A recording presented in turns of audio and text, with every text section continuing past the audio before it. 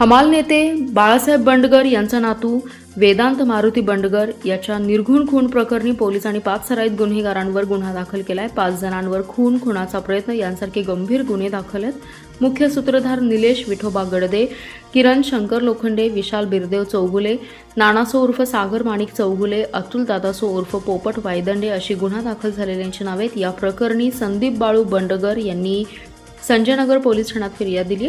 दरम्यान यातील अतुल वायदंडे याला मिरज ग्रामीण पोलिसांनी शुक्रवारी अटक करून संजयनगर पोलिसांच्या स्वाधीन केले। त्याला आज न्यायालयापुढे उभे केले असता त्याला 16 जूनपर्यंत 4 दिवसांची पोलीस कोठडी सुनावली आहे।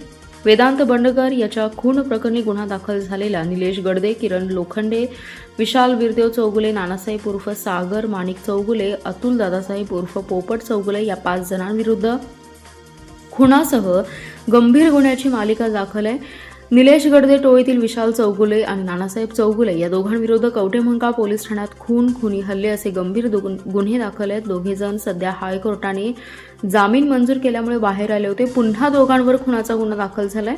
वेदांत बंडगर याच्या खुनातील मुख्य सूत्रधार निलेश गडदे याच्यासह त्याच्या साथीदारांवर जत, गांधी चौक, MIDC कुपवाड, संजयनगर, कवठेमहांकाळ आणि मिरज ग्रामीण पोलिसात विविध स्वरूपाचे गुन्हे दाखल आहेत। मुख्य सूत्रधार निलेश गडदे याच्यावर खून, खुनी हल्ला, गृहातिक्रमण, दमदाजी करणे, आर्म ॲक्ट यांसह अन्य गुन्हे दाखल आहेत। किरण लोखंडे याच्यावर खून, खुनाचा प्रयत्न, बनावट नोटा बाळगणे, धमकावणे, हाणामारी यांसारखे गुन्हे दाखल आहेत।